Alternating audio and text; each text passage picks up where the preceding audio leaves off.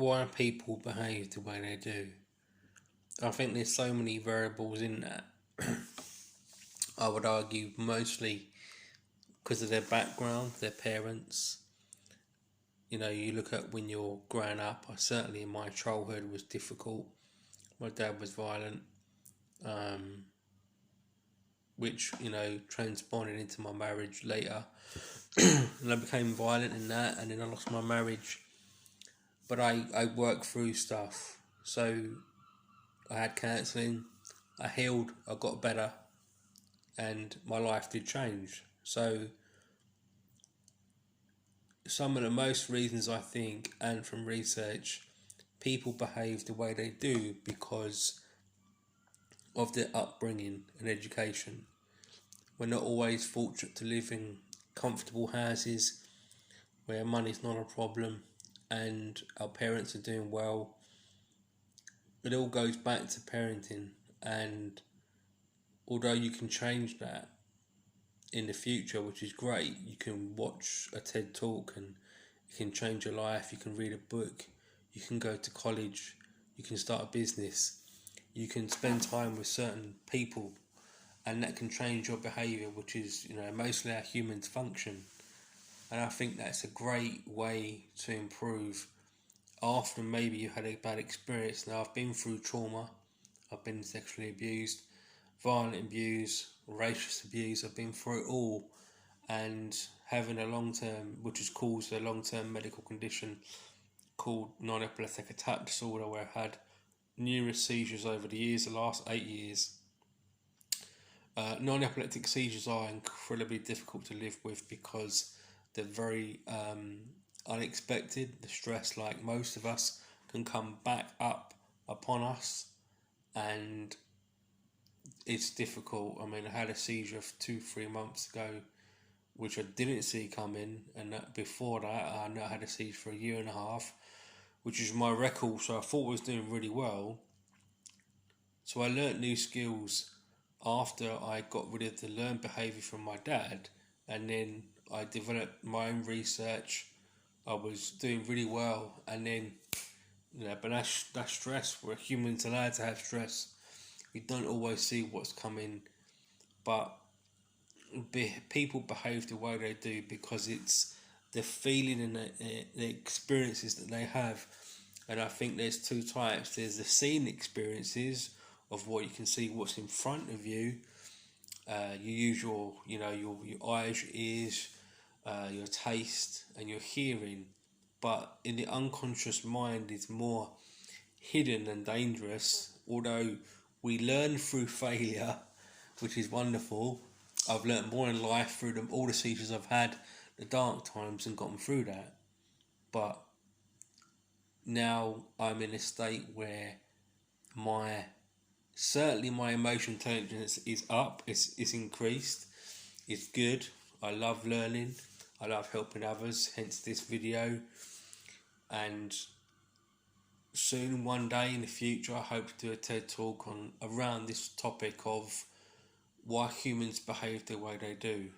I think it's not just a fascinating topic to study from a psychologist's perspective, or anyone like me who's just curious about mental health because they've been through trauma and they want to help people have a healthier mental well-being, which is complicated because every mind and experience on this planet is different, from one person that lives in Ghana to one person who lives in the UK. We're all brought up in different ways. There's no robotic way for us all to be, like robots and have the most best upbringing. It's just not possible because we're all different, and wealth is different. Wealth is divided, and you've got poverty, you've got climate change. There's so much.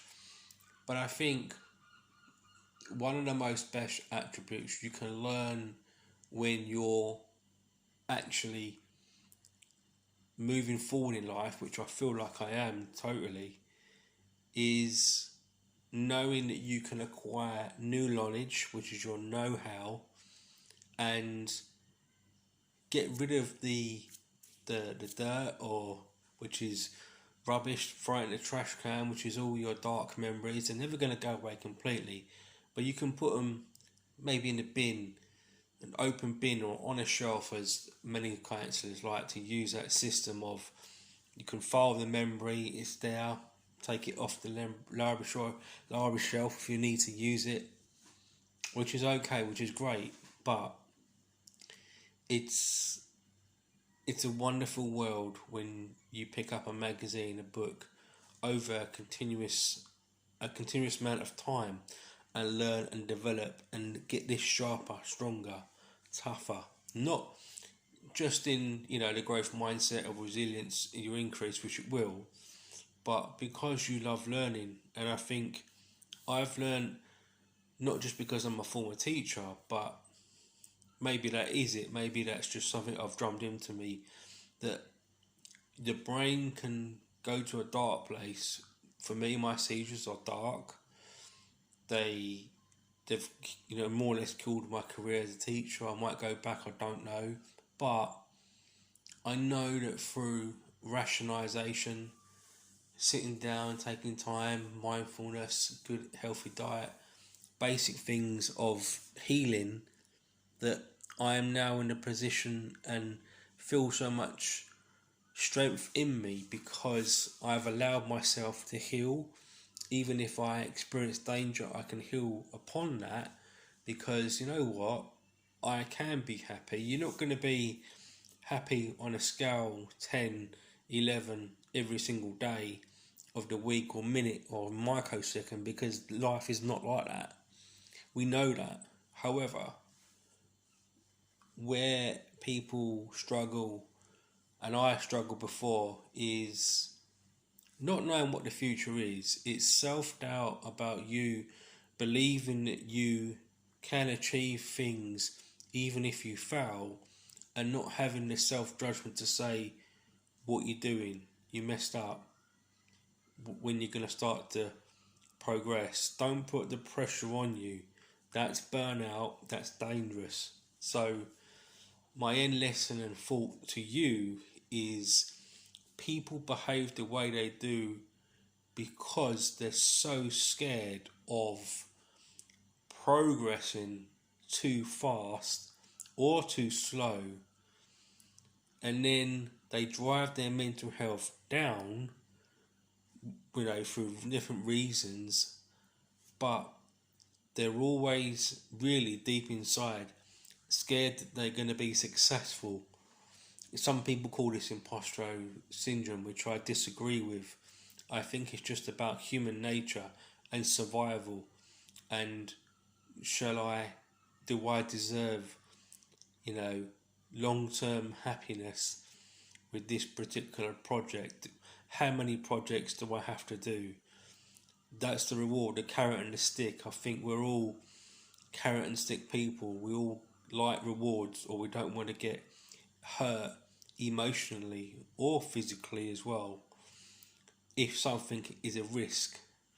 Life is a risk every day, but you can be happy enough to know that in the end, your mental health is the most important thing you will ever own in this world.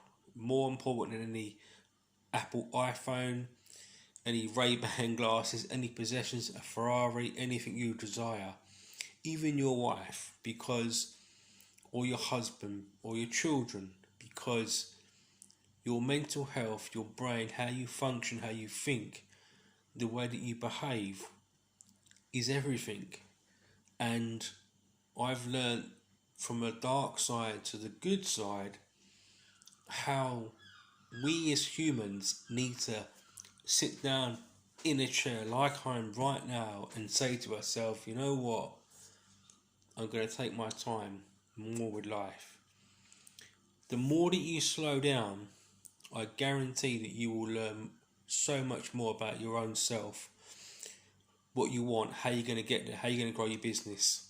Yeah, you'll read books and all that kind of stuff, but in the end, subjectively, you'll make your own mind up for your own thoughts, that you've used your intelligence to go and read more books to help you, but also to allow your natural brain to grow in strength, because we've all got brain power, thinking, critical thinking skills.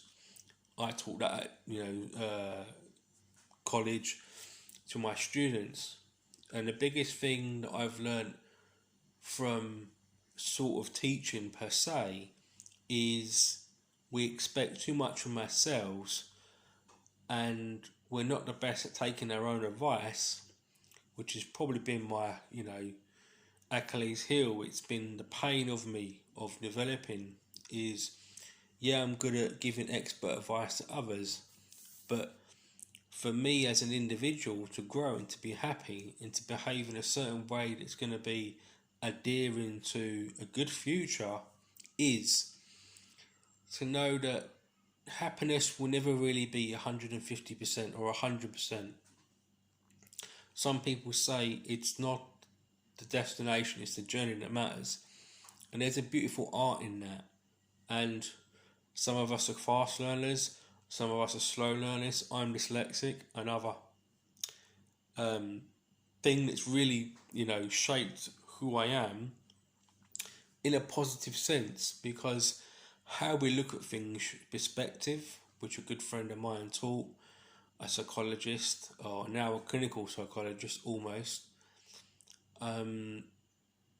I love the fact that we can learn and improve things and enhance our critical thinking skills, our creativity, our innovation.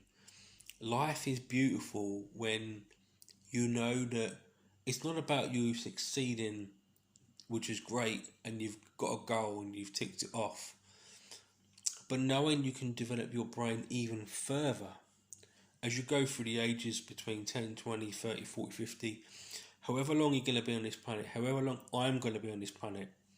I just want to keep learning. Learning for good, learning for bad, because we can do something wrong, punish ourselves, heal, which is really life learning, and then the next time we face that situation, not just for ourselves, we can turn around to the next person and help them. And I think that's the reason, the true reason too, I would say, why people behave the way they do is because they want to survive, and deep, deep, deep down, they want to leave a mark on this world to say they helped some people. They weren't. It's not about you being a good person or perfect. No one's perfect. But if you leave this planet knowing that you tried your best to help others, not about leaving your legacy, which is, a bit kind of a cliche per se. It's about you following steps. I know the 12 steps program has been good for many alcoholics and drug addicts, but it's about leaving something for others, knowing that you help them, and you can leave in your conscious mind to say, you know what, I did leave something for others. Wasn't it could have been a book, but the emotional feeling of knowing that you helped others. And I think then, and only then, we start to progress more in our advanced learning in life. And that is why I think people behave the way they do, because they just want to learn, they want to experience things, and they want to give something back.